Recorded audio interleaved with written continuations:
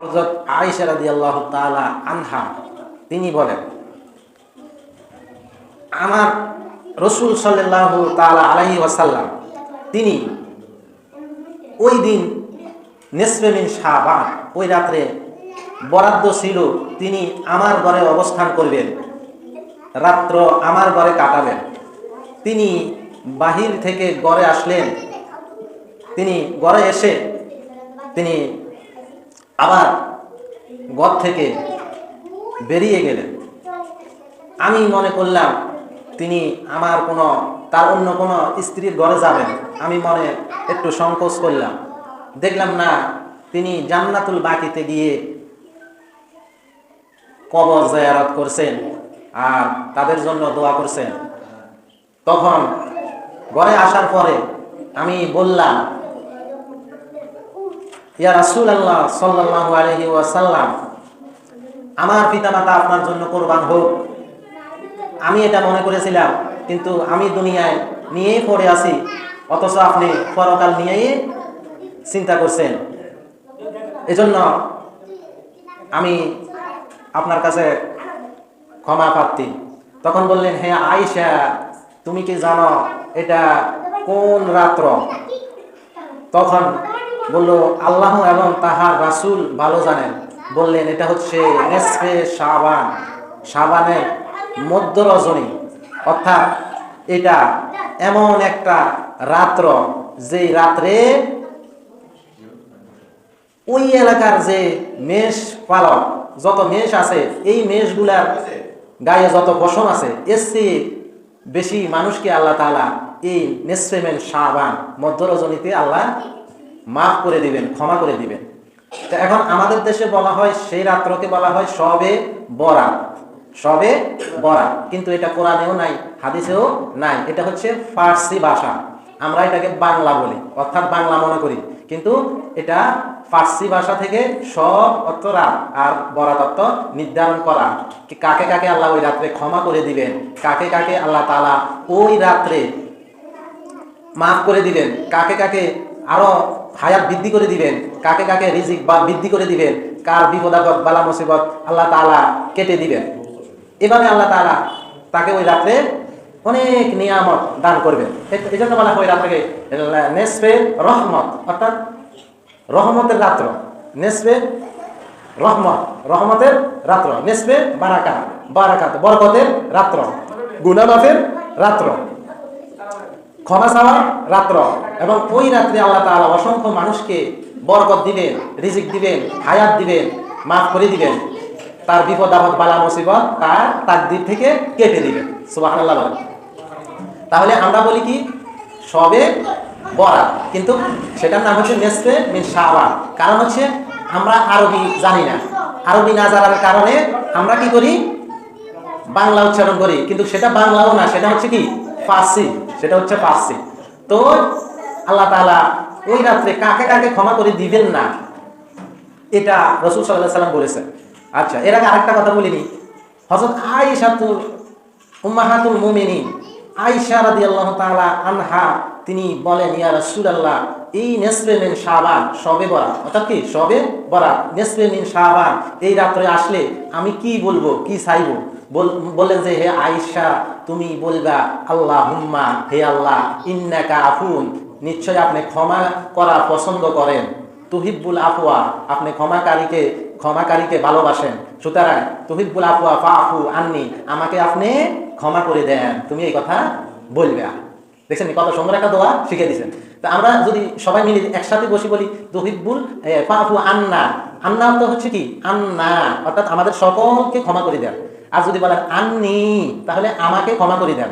আর যদি বলি আনহা, আমার স্ত্রীকে ক্ষমা করে দেন, আমার মেয়েকে ক্ষমা করে দেন, আমার ছেলেকে ক্ষমা করে দেন, বিপদ আপদ মুক্ত করে দেন, তার ভাগ্য ভালো করে দেন, তারপরে তার বিদেশ যাওয়াটা নিরাপদ করে দেন, বিদেশে গেলে তার রুজি রোজগার বরকত দান করে দেন, তার অসুখ বিসুখ থেকে তাকে হেফাজত করেন, হ্যাঁ মাথা গেলে অ্যাক্সিডেন্ট থেকে হেফাজত করেন। এইখান থেকে আপনি সব সিরিয়ালে বলতে পারেন। এখন বলবেন, হুজুর আমি তো আরবিতে পারি না, আরবি মুখস্থ নাই। তো আপনি কি হয়েছে, আপনি বাংলাতে বলছেন, আল্লাহ তো বাংলাও বুঝে, ইংরেজিও বুঝে, আরবিও বুঝে, উর্দু বুঝে, ফার্সি বুঝে, ঠিকই না? তাহলে আল্লাহকে ডাকার জন্য যে কোনো ভাষা ব্যবহার করলে সমস্যা না, শুধু নামাজের মধ্যে বাংলাতে বললে হবে না, নামাজে আরবিতে বলতে হয়, ঠিক না? নামাজ ছাড়া আপনি বাংলাতে বলতে পারবেন আল্লাহর কাছে। তো এখন আসেন, লাইলাতুন নিসফি মিন শাবান, ওই রাত্রে নবীজি রাতের গভীরে ঘুম থেকে জাগ্রত হইলেন, তিনি চলে গেলেন, কবর জিয়ারত করলেন, সবার জন্য দোয়া করলেন, কান্নাকাটি করলেন। হযরত আয়েশা রাদিয়াল্লাহু তাআলা আনহা দেখলেন তিনি বিছানা নাই, তিনি জান্নাতুল বাকিতে কবর জিয়ারত করতেছেন। তাহলে এই রাত্রে ইবাদত করা, এই রাত্রে গুনাহ মাফ চাওয়া, দান সদকা করা, জিকির আজকার করা, বিপদ আপদ বালা মুসিবত থেকে হেফাজত থাকার জন্য আল্লাহর কাছে প্রার্থনা করা, মুসলমানদের কল্যাণ কামনা করা। আল্লাহর নবী বলছেন, তুমি তোমার মুসলমান ভাইকে দেখলে সালাম দিবা, হ্যাঁ, মুসাফা করিবা, তার সামনে এবং পিছনে তার ভালো কামনা করিবা। এটা হচ্ছে ইমানের আলামত, ইমানদারের কাজ। এবং মারা গেলে তুমি তার জানাজায় শরীক হইবা, জীবিত থাকলে তার দেখাশোনা করিবা, তার অসুখ হইলে দেখা করিবা, তার জন্য দোয়া করিবা। এভাবে সেখানেও 6টা হকের কথা বলছেন, যেমন বাবার হক, মেয়ের হক, হ্যাঁ, তারপরে মায়ের হক, সন্তানের হক, ছেলের হক, মেয়ের হক, এরকম প্রত্যেকের হক আছে। একটা হক যদি কেউ নষ্ট করে তাহলে এটার জন্য সে দায়, সে তাকে সেটার জন্য বর্ষনা করা হবে, তাকে শাস্তি দেওয়া হবে। তো এটা আল্লাহ এই জন্য বলছেন ইত্তাকুল্লাহ, আমাকে ভয় করো, আমাকে ভয় করো, আমাকে ভয় করো। অর্থাৎ ভয় করার অর্থ এই না যে আমি আল্লাহকে ভয় করি, এইভাবে ভয় করি। ভয়টা কর্মের মাধ্যমে, ভয় করতে হবে কিসের মাধ্যমে? কর্মের মাধ্যমে। সেটা কি শুধু এই নিজের ব্যাপার না, নিজে তো ভয় করবেই, মেয়ের ব্যাপারও, স্ত্রীর ব্যাপারে, ছেলের ব্যাপারে, প্রতিবেশীর ব্যাপারে, রাষ্ট্রের ব্যাপারে। আপনার সার্বজনীন জীবন ব্যবস্থার নাম হচ্ছে কি? ইন্নাদ-দীনা ইনদাল্লাহিল ইসলাম, ইন্নাদ-দীনা ইনদাল্লাহিল ইসলাম। এটা হচ্ছে সার্বজনীন জীবন ব্যবস্থা।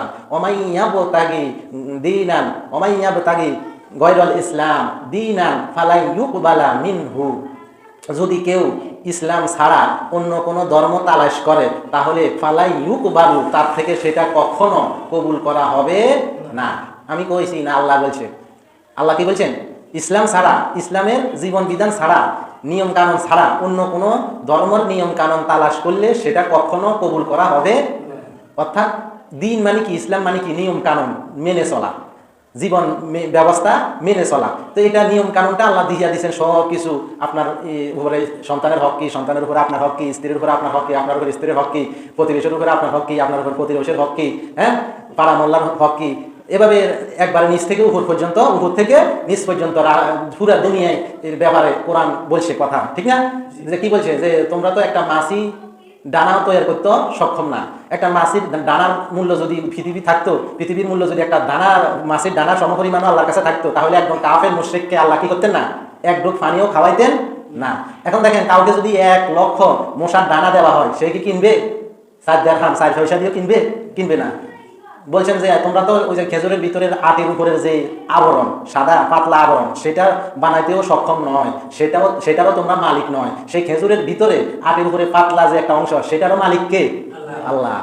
একটা ফিফডা, সেটারও মালিক আল্লাহ। তা আল্লাহ জীবন বিধান দিচ্ছেন, আল্লাহ সব কিছু করে দিচ্ছেন, সৃষ্টি করছেন, আবার সবকিছু পাঠাই দিচ্ছেন। বলতেছেন এই সম্পদ, এই মাল, এই জীবন, বেআন্না লাহুমুল জান্নাহ, জান্নাতের বিনিময়ে তুমি আমার রাস্তায় চলো, আমার রাস্তায় খরচ করো, আমার রাস্তায় জান দাও, আমার রাস্তায় জীবন দাও, আমার রাস্তায় চলো, আমার রাস্তায় খরচ করো, জান্নাতের মধ্যে আমি আল্লাহ তাআলা আবার সেটা তোমাকে ফেরত দিব 27 গুণ বৃদ্ধি করিয়া। সুবহানাল্লাহ। তাহলে আল্লাহ তাআলা জীবন দিলেন, সম্পদ দিলেন, রিজিক দিলেন, সব কিছু আল্লাহ। আবার আল্লাহ বলতেছেন আমার পথে সেইটা পরিচালনা করো, আবার আমি সেটাকে তোমার পুনরায় ফেরত দিব, তোমার সেটা জান্নাতের মধ্যে। সুবহানাল্লাহ। তাহলে জান্নাতে যাব যদি আল্লাহর পথে নিয়ম কানুন মেনে চলি, রসুলের আদর্শ মোতাবেক চলি, তার সুন্নাহর নিয়ম কানুন মেনে চলি, সেটা জেনে জেনে একটা একটা করে আমল করি। তাহলে শিরক এবং বিদআত যদি না করি, আল্লাহ তাআলা শিরক, ইন্না শিরকা লাযুলমুন আযীম বলতেছেন যে শিরক হচ্ছে সবচেয়ে বড় অন্যায়, শিরক হচ্ছে সবচেয়ে বড় জুলুম। শিরক কথার মাধ্যমে হতে পারে, শিরক আমলের কর্মের মাধ্যমে হতে পারে, শিরক কাজের মাধ্যমে হতে পারে, শিরক নানানভাবে শিরক হতে পারে, বিদআত হতে পারে। শিরকের ব্যাপারে আল্লাহ সরাসরি বলছেন ইন্না শিরকা লাযুলমুন, জুলুম আরবি শব্দ, বাংলা তো কি? সে যেন নিজের উপরে কি করলো? বড় জুলুম করলো, অত্যাচার করলো। তাহলে যে শিরক করলো সে নিজের উপরে কি করছে? অত্যাচার করছে, জুলুম করছে। আল্লাহ বলতেছে শিরক ছাড়া যদি কেউ মারা যায় তাহলে আল্লাহ তাআলা তাকে জান্নাত দিবেন, কিন্তু শিরকের গুনাহ আল্লাহ তাআলা ক্ষমা করবে না। এখন দেখেন লাইলাতুন নিসফি মিন শাবান, কত তারিখে, কিভাবে? লাইলাতুন নিসফে মিন শাবান, যেটাকে আমরা বাংলা বা ফার্সিতে শবে বরাত বলি, এই লাইলাতুন নিসফে মিন শাবান, শবে বরাত হচ্ছে 3 তারিখ, ফেব্রুয়ারি মাসের 3 তারিখ মঙ্গলবার দিবাগত রাত্রে। ওই রাত্রে যদি মানুষ আল্লাহর কাছে ক্ষমা চায়, ক্ষমা করে দিবেন। যদি রিজিক চায়, রিজিক বৃদ্ধি করে দিবেন। হায়াত চায়, হায়াত বৃদ্ধি করে দিবেন। বিপদ আপদ বালা মুসিবত থেকে মুক্তি চায়, মুক্ত করে দিবেন। এভাবে নিজের জন্য চাইতে পারেন, সন্তানের জন্য, স্ত্রীর জন্য, বোনের জন্য, বাবা মায়ের জন্য দোয়া করতে পারেন, কবর জিয়ারত করতে পারেন। এরপরে বিদেশের দেশের সব কিছুর ব্যাপারে বলতে পারেন। যেমন নবীজি তার স্ত্রীকে শিখিয়ে দিয়েছেন, ইন্নাকা আফুন তুহিব্বুল আফওয়া, আপনি ক্ষমা করাকে কি করেন?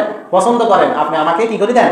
ক্ষমা করে দেন। কত সুন্দর কথা! আল্লাহুম্মা, হে আল্লাহ, বলেন আল্লাহুম্মা, হে আল্লাহ, ইন্নাকা আফুন, হে আল্লাহ, নিশ্চয় আপনি ক্ষমা করাকে পছন্দ করেন, তুহিব্বুল আফওয়া, ক্ষমা করাকে পছন্দ করেন, ফাআফু আন্নি, আমাকে ক্ষমা করে দেন। এটা বলতে পারবেন না? এ রাত্রে বলবেন। কোন দিন?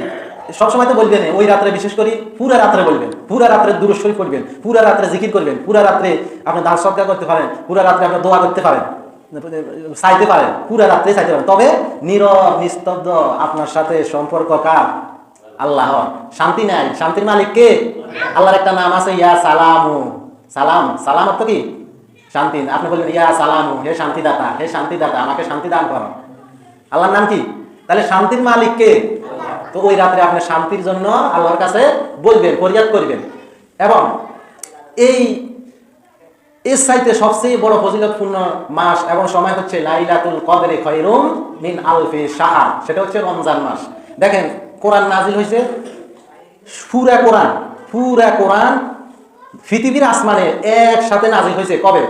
লাইলাতুন নিসফে মিন শাবান, ইন্না আনজালনাহু ফি লাইলাতুন নিসফে মিন শাবান, ইন্না আনজালনাহু মুবারাকাতান লাইলাতান ফি লাইলাতিন মুবারাকাতিন ইন্না কুন্না মুনজিরিন ফিহা ইউফরাকু কুল্লা মিন আমরিন হাকিম, ফিহা ইউফরাকু কুল্লা মিন আমরিন হাকিম। আল্লাহ বলতেছে যে বরকতময় এই কোরআন পুরাটা কি করছেন? দুনিয়ার আসমানে একসাথে নাজিল করছেন মানুষকে সতর্ক করার জন্য। মানুষকে কি করার জন্য? সতর্ক করার জন্য, পথ দেখানোর জন্য, নিয়ম বাতিয়ে দেওয়ার জন্য। ফিহা ইউফরাকু মিন কুল্লি আমরিন হাকিম, প্রত্যেক বিষয়ে স্থির করা হবে, নির্ধারণ করা হবে, কেটে দেওয়া হবে, গুনাহ মাফ করা হবে, আপনার স্থিরীকৃত করা হবে, আপনার ভাগ্য, আপনার রিজিক, হায়াত, আপনার শান্তি অশান্তি সব কিছু আল্লাহ তাআলা দেওয়ার জন্য দুনিয়ার আসমানে আসি বলতে থাকবেন, হ্যাঁ দুনিয়াবাসী, কে কি চাও আমার কাছে, আমি আজকে তোমাকে দিয়ে দিব। কে ক্ষমা প্রার্থনাকারী আছো, আমি আজকে তোমাকে ক্ষমা করে দিব। কে রিজিকের অভাবে আছে, আজকে তোমাকে রিজিক দিয়ে দিব। এবং রমজান মাস আসার আগে এই দিনে অথবা রাত্রে, এই শাবান মাসে আপনি যাকাতগুলা দিয়ে দিবেন, অথবা দান সদকা করতে চাইলে করে দিবেন। কারণ যারা গরিব তাদের জন্য খাবারের প্রয়োজন সবচেয়ে বেশি কোন মাসে? রমজান মাসে। কোন মাসে?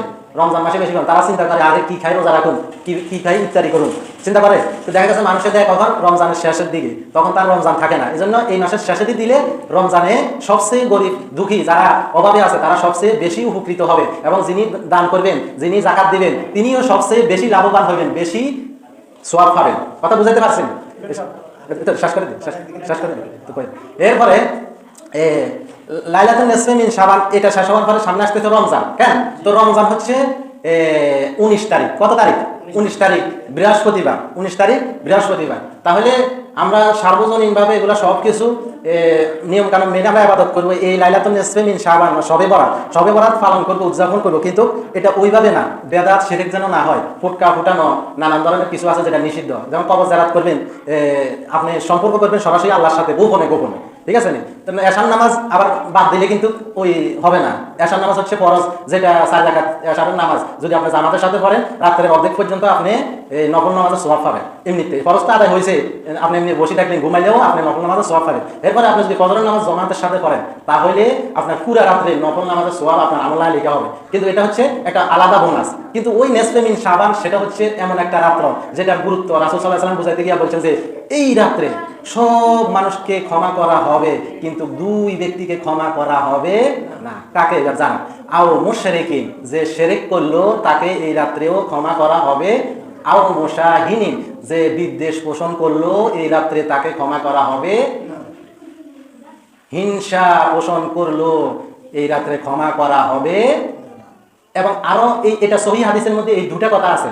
আরো কয়েকটা হাদিসের মধ্যে এভাবে আছে যে যে আত্মীয়তার সম্পর্ক ছিন্ন করলো, প্রতিবেশীর হক নষ্ট করলো এবং টাকনুর নিচে লুঙ্গি অথবা পায়জামা পরলো, তাকেও ক্ষমা করা এই রাত্রে হবে। ফেরেশতারা বললেন তাকে তার অবস্থানে ছেড়ে দাও, জান্নাত খুলো না, জান্নাতের দরজা এখন বন্ধ রাখো, দেখি সে তওবা করে কিনা, সে ফিরে আসে কিনা। ওই রাত্রের ভিতরে যদি কেউ তওবা করে, ওই কাজ বর্জন করে, কারো হিংসা বিদ্বেষ আছে সেটা সে নিজে থেকে তওবা করে দূর করে দিল, অথবা এই যে যে কথাগুলো আল্লাহ রসুল বলছেন এগুলা থেকে সে তওবা করলো, পুনরায় সে এটা আমল করা শুরু করবে, তাহলে আল্লাহ তাআলা ওই রাত্রে জান্নাতের দরজা খুলে দিবেন এবং তার আমল কবুল করে দিবেন, তাকে মাফ করে দেওয়া হবে।